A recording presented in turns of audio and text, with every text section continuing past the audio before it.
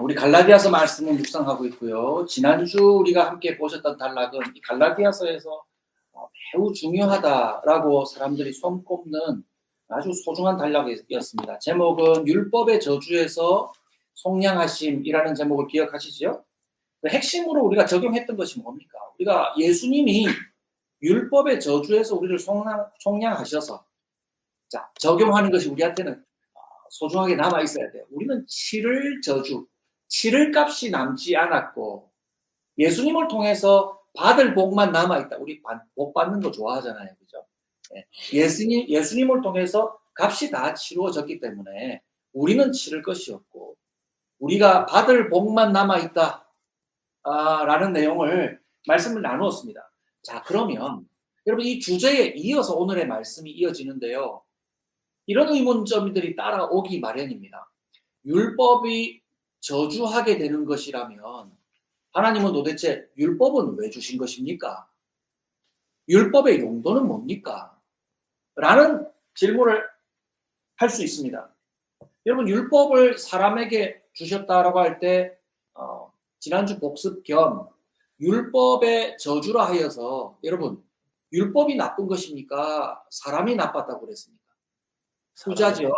예, 사람이 죄가 있어서 율법이 저주가 되었다 했습니다. 하나님이 좋은 율법을 주셨는데 그것은 사람 속에 있는 죄를 고발하기 위해서 율법을 주셨다라는 말씀을 했던 거 기억하시죠? 예, 율법은 악한 것이 아닙니다. 다만 사람에게 있는 죄가 문제였습니다. 라는 내용을 했습니다. 오늘 본문에서도 그런 답을 합니다. 율법은 도대체 왜 주셨습니까? 라는 질문이 뒤따라올 때 19절에 기록된 것처럼 율법의 용도는 약속을 받은 후손 예수님께서 오시기까지 범죄들 때문에 덧붙여진 것. 개역 성경에는 약속에 덧붙여 주신 것이라고 그렇게 기록이 되어 있습니다. 자, 다시 물어봅니다. 그러면 율법은 왜 주셨을까요? 오늘 말씀에서 밝히듯이 율법은 의로운 사람들에게 점수 매겨주려고. 야, 저 사람은 상당히 의로운 사람이야. 저 사람은 저 사람보다 좀 덜 의로운 사람이야. 라고 사람들의 의로움을 점수 매겨주기 위해서 주신 것이 율법이 아니라 이 율법은 범죄 때문에 주신 것이다. 사람의 범죄함 때문에 주신 것이다. 라는 것을 갈라디아서에서 확실히 답을 내어주고 있습니다. 21절 말씀을 보면 의롭게 되는 것을 율법에서 기대할 수가 없다라는 내용을 기록하고 있어요. 여러분, 율법을 통해서 의롭게 될 수 없다는 말을 한 것처럼 율법을 주신 뜻이 저 사람은 100점짜리 의로움이야. 저 사람은 90점짜리 의로움이야. 라고 의로운 사람을 점수 매기려고 주신 것이 율법이 아니다. 라는 답을 내릴 수 있게 되는 것입니다. 그래서 구약 성경에 기록된 하나님의 말씀, 여기서는 대표적으로 율법을 말했지만 구약 성경에 기록되어 있는 하나님의 말씀을 통해서 기대할 수 있는 것은 크게 두 가지를 꼽을 수 있어요. 첫 번째는 죄에 대한 지식이에요. 죄에 대한 지식. 자, 이 죄에 대한 지식은 어떤 것입니까? 죄 그런 거 있지. 이 말이 아니라 이 정도에 그치는 것이 아니라 모든 사람은 죄 아래에서 스스로 의로울 수 없다. 모든 사람은 죄 아래에 지배받고 있다는 것을 알게 하기 위한 말씀입니다. 모든 사람은 죄 아래에서 지배받고 있게 한다. 죄에 대한 지식을 하나 알게 하고 두 번째로는 그 지식이 어디로 안내합니까? 예수님을 믿는 믿음으로만 하나님이 약속하여 주신 구원하심, 복주심을 받게 될 것이다. 라는 것을 알게 합니다. 죄에 대한 지식을 알게 하고 그리고 그 죄에 대한 지식은 스스로 의로움을 점수 매기려고 애쓰도록 하는 것이 아니라 이 의로움은 누가 이루어 줄 수 있다? 예수님만이 이루어 주실 수 있다. 라는 곳으로 안내한다 이 말입니다. 그래서 22절 말씀을 보면 이렇게 기록되어 있었죠. 성경은 모든 것이 죄 아래 갇혔다.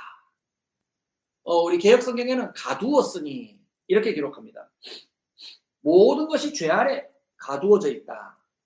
여러분, 그것은 약속하신 것을 예수 그리스도를 믿는 믿음에 근거하여 믿는 사람들에게 주시려고 하는 것입니다. 라고 기록하고 있어요. 네. 죄를 알게 하고, 우리가 죄 아래에 지배받고 있다는 것을 알게 하고, 그리고 우리를 어디로 인도한다?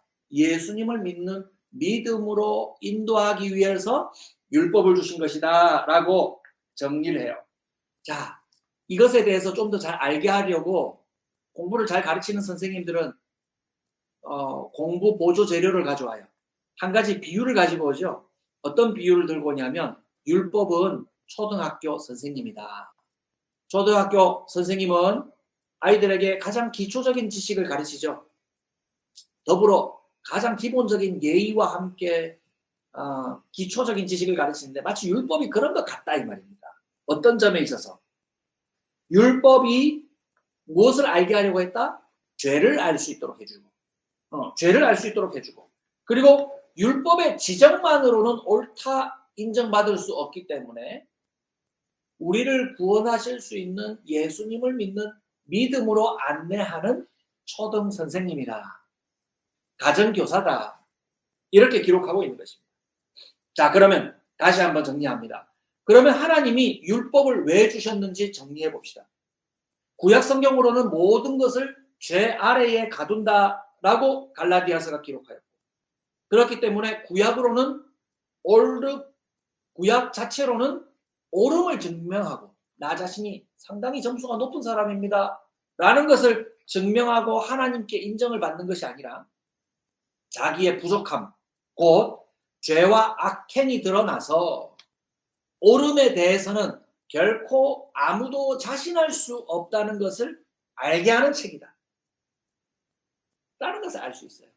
그래서 구약 성경을 읽으면 사람들이 나는 상당히 나는 나은 사람인데 이런 걸 깨닫기보다 하나님 앞에서 내가 한없이 겸손해야 되겠는걸. 교만한 사람은 마음이 낮아지고요. 또 좌절한 사람은 네 점수가 그렇게 너 점수가 그렇게 못하기만 한 것이 아니라 예수님께로 인도받아서 네가 나은 수준에 이를 수 있다는 안내를 받을 수 있는 좋은 책이다 하는 거예요. 그래서 로마서 4장 5절 말씀에는 이렇게 기록되어 있습니다. 로마서 4장 5절 말씀. 율법이 없는 곳에는 범법도 없다라고 기록하고 있어요. 하나님이 법을 주시지 않았으면 악을 행하는 자가 그것이 악인지 악행인지 무엇을 잘못하는지 깨닫지 못했을 것입니다. 그래서 이 대목에서 우리가 정리해야 될 중요한 사실 하나는, 여러분, 복음이 가르치는 것이 도덕 그 자체가 아니라는 것을 알아야 됩니다. 여러분, 복음이 사랑도 말하고 의로움도 말하지만 가장 앞세우는 것이 착함, 의로움, 선행, 사랑, 돌봄, 또 뭐 어떤 가치들이 있을까요? 이런 우리가 아름답다고 여기는, 세상 사람들도 모두 인정할 만한 그런 가치들을 가장 먼저 앞세우는 것이 복음이 아니다 라는 사실을 여러분 기억해야 됩니다. 어떤 이들에게는 이와 같은 말이 좀 충격적인 말일 수도 있어요. 아니, 하나님이 사랑을 가장 앞세우지 않는다고? 하나님이 섬김을 가장 앞세우지 않는다고? 착해짐, 올바름, 이것을 앞세우지 않는다고? 하나님이 그것을 소중하게 여기시지만 복음보다 더 앞서지 않는다 이 말입니다. 한번 따라해 볼까요? 복음보다 앞서는 것은 없습니다. 복음보다 앞서는 것은 없다 이 말입니다. 교훈을 돕기 위해서 극단적으로 말하면 이렇게 말할 수 있습니다. 여러분, 사랑을 많이 하면 죄 용서를 받습니까? 의로운 일에 많이 앞장서면 구원받습니까? 이렇게 얘기하면 쉽죠. 그러니까 사랑 많이 하고 옳은 일에 많이 앞장서면 구원받는 것이 아니다. 죄사함을 해결받는 것이 아니다. 제가 몇 주에 걸쳐서 계속 거듭한 것, 선한 행실이 사람을 바꾸지 않습니다 라고 말한 것과 맥을 같이 해요. 예전에는 못된 일 많이 하다가 이제는 뉘우치고 착한 일을 많이 하는 사람이 되면 그 사람이 성경이 원하는 것, 하나님이 뜻하시는 일을 이루었을까 물어본다면 여러분들이 이제 단호히 말할 수 있는 것처럼 아니다라고 말하는 거예요. 우리는 그렇게 해도 하나님의 수준, 자, 어디서 말하는? 구약 성경에서 말하고 있는 율법 아래의 기준에는 하나님의 말하는 수준에는, 말씀하시는 수준에는 이럴 수 있다 없다? 없다. 모든 교만한 사람들이 성경 말씀 앞에서 겸손해질 수밖에 없는 대목이라는 거예요. 그래서 하나님이 성경을 주신 목적은 사람이 하나님께 온전히 순종할 수 없는 사람이라는 것을 깨닫게 하고 오직 죄를 씻으신 예수님을 옷으로 입는 그 사람이 되어야만, 다른 말로 믿는 사람이 되어야만, 예수님을 믿는 사람이 되어야만 하나님이 옳다 여기시는, 다른 말로 의롭다 여기시는 하나님의 아들, 딸들, 아브라함의 후손, 하나님의 약속을 따라 상속을 받는 후손들이 된다라는 것이 갈라디아서의 말씀이고 성경 전체의 메시지입니다. 그래서 여러분 이러한 지식을 정리하고 26절에서 29절 말씀을 저를 따라서 한번 읽어보시기 바랍니다. 26절에서 29절인데요. 이해하기 쉬운 세번역 성경으로 제가 읽으실 때 한번 따라가 보세요. 여러분은 모두 그 믿음으로 말미암아, 이 믿음은 예수님을 믿는 믿음이죠. 믿음으로 말미암아 그리스도 예수 안에서 누가 되었다? 하나님의 자녀들이 되었다. 여러분 선행을 많이 하고 사랑하는 일을 많이 해서 하나님의 자녀 됐다고 합니까? 아니잖아요. 그걸 앞세우지 않아요. 복음은. 여러분은 모두 세례를 받아 그리스도와 하나가 되고, 여러분 이 세례는 뭐냐면 죄 씻음이에요. 죄 씻음. 착한 일 많이 한다고 죄 씻어줍니까? 아니에요. 믿음으로 세례를 받아 그리스도와 하나가 되고, 이 그리스도와 하나가 됐다는 것은 예수님이 죽으실 때 우리의 죄도 함께 죽고 예수님이 부활하실 때 우리도 생명으로 다시 부활하게 된 것을 말하는 거예요. 그리고 오늘의 말씀의 제목인 그리스도를 옷으로 입은 사람들이기 때문입니다 라고 밝혀요. 자, 우리의 사랑과 도덕성, 착함으로 우리의 옷을 입은 사람들이 아니라 예수님을 옷으로 입은 사람들이다 하는 거예요. 비유가 아주 적절하죠. 바울은 로마서에서도 예수님을 옷으로 입은 사람들에 대해서도 얘기하고 에베소서에서도 얘기하고 거듭하여서 바울의 서신에서 예수님을 옷으로 입은 세 사람에 대해서 말을 해요. 28절 보시겠습니까? 유대 사람도 그리스 사람도 없고 종도 자유인도 없으며 남자와 여자가 없습니다. 여러분 모두가 그리스도 예수 안에서 하나가 되었기 때문입니다. 그래서 여러분이 그리스도께 속한 사람이면 여러분은 아브라함의 후손이에요. 자, 여러분 지난주에도 물었던 질문 다시 여러분들께 여쭤볼까요? 여러분 아브라함의 후손 됩니까? 여러분들이 저기 이집트 출신이나 저 셈족 어디 출신이 돼서 여러분들이 저쪽 중동 사람 출신이라서 아브라함의 후손이 됩니까? 어떻게? 여러분 한국 사람인데 어떻게 아브라함 후손이 돼요? 물으면 뭐라고 말하실래요? 답할 수 있어야죠. 예수님을 믿는 그 믿음으로, 아브라함이 그 믿음으로 하나님 앞에서 너 옳구나, 나와 함께 교제하자 라고 하신 것처럼 우리도 예수님을 믿는 그 믿음으로 그래 너 옳다, 그것으로만 된다, 너와 나와 함께 교제하자, 내가 주는 복을 너는 상속받아라 라고 예수님이 약속해 주신, 하나님이 약속해 주신 것이에요. 그래서 우리는 아브라함의 후손이요, 갈라디아서의 표현은 따르면 약속을 따라 정해진 상속자라는 거예요. 여러분들은 상속자입니다. 하나님 나라의 상속자들입니다. 그러니까 없는 사람처럼 살지 마라, 그런 강조했죠. 없는 사람처럼 얼굴 찌푸리면서 살지 마십시오. 하나님 나라의 상속자가 된 것입니다. 그래서 오늘 본문에서 제시한 복음의 본질에 따라서 두 가지를 적용하려고 합니다. 다양한 것 적용할 수 있지만 오늘 갈라디아서에서 제시한 두 가지, 복음의 본질을 따라서 두 가지를 제시하려고 하는데, 첫 번째는 복음의 본질을 따르는 사람은 그리스도 예수님의 죄 씻으심보다 그 무엇도 다른 것을 앞세우지 않습니다. 복음의 본질을 따르는 사람은, 여러분, 성도를 얘기하면 교회도 따라오죠. 복음의 본질을 따르는 성도 또 교회는 그리스도 예수님의 죄 씻음보다 그 무엇도 앞세우지 않는다. 그러니까 말했죠. 예를 들었죠. 선행, 사랑 이런 거 앞세우지 않는다 이 말입니다. 우리가 정말 자주 쉽게 범하는 실수 중에 하나입니다. 사람들이 모두 인정할 만한 행실의 변화를 이루게 되면 여러분 복음이 사실이라는 것을 증명해 줄 수 있을 것 같죠. 이게 함정이에요. 여러분 참 사랑을 하면, 참 선행을 하면 선행을 일관성 있게 했다. 또 평생에 모은 10억 원을 고아와 과부들을 위해서 기부했다. 그 사람 천국 보내줘야 될 것 같죠. 여러분 이것이 우리의 구원받음을 증명해 줄 수 없다는 것이 사실이에요. 하나 예를 들어볼까요? 예를 들어보겠습니다. 간음을 즐기는 사람이 있다고 생각해 보세요. 여러분 간음이 뭔지 아세요? 우리 자녀들 아세요? 간음? 간음은 하나님이 정해주신 배우자, 하나님이 정해주신 나의 남자 혹은 나의 여자를 제외하고 다른 사람과 합당하지 않게 데이트하고 관계를 갖는 거예요. 그걸 간음이라고 해요.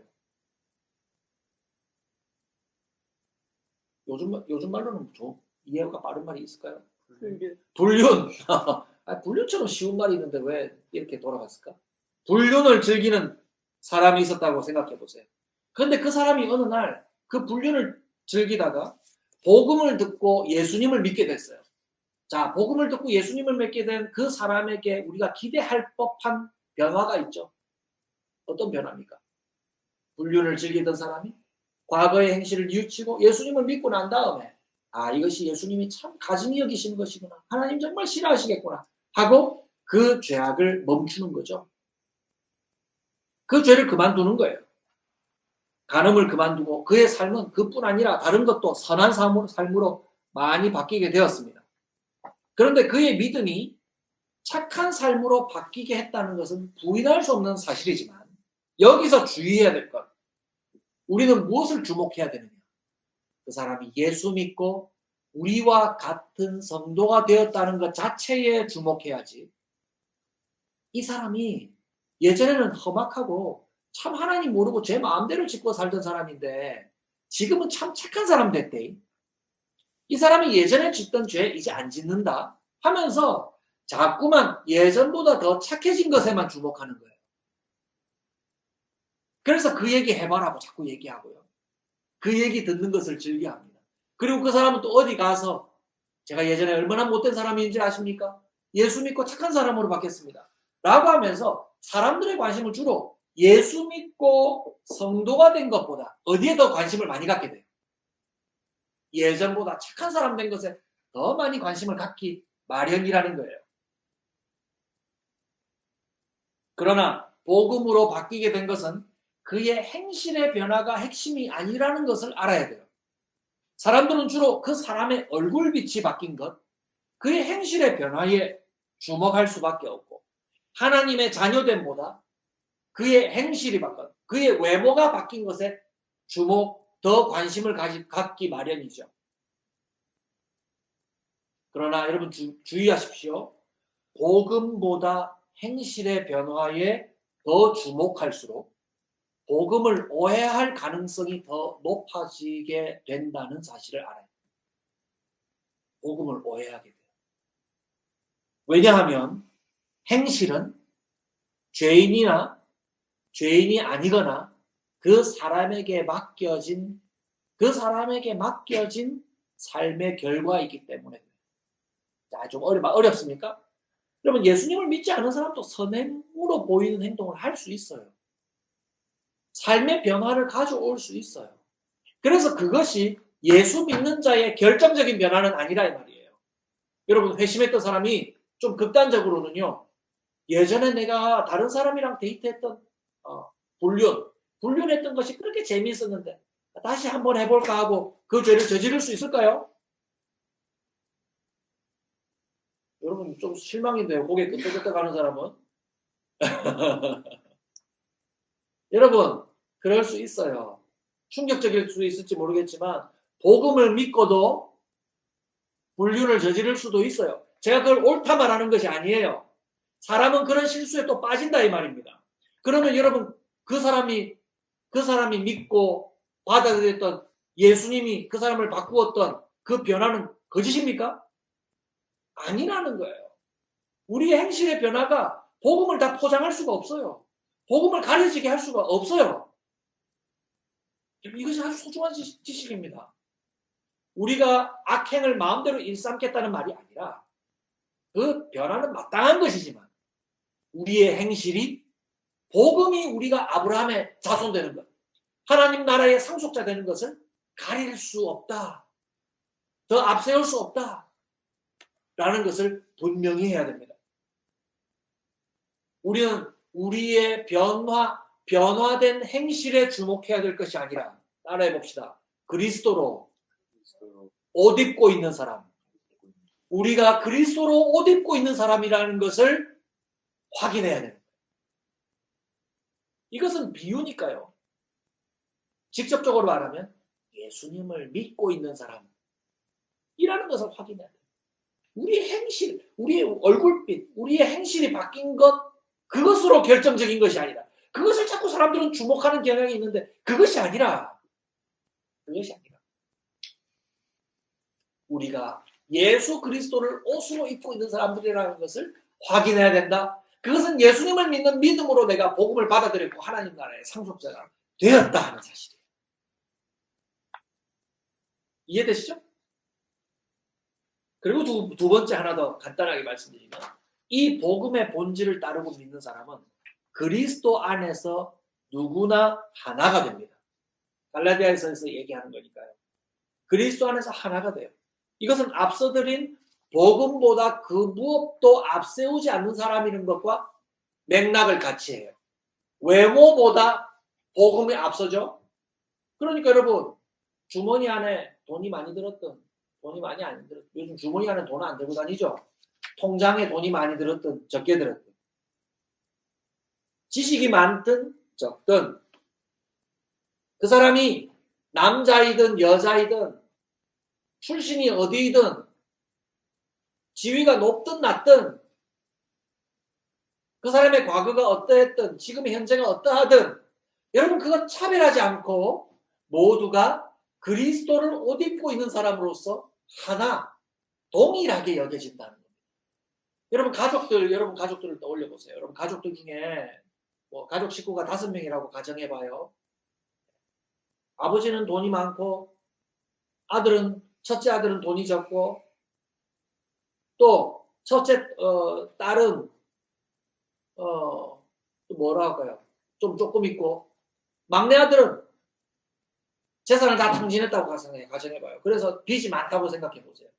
자, 그 5 식구가 모였을 때 여러분 돈이 많은 자와 적은 자로 나누어서 구분해서 대화를 가집니까?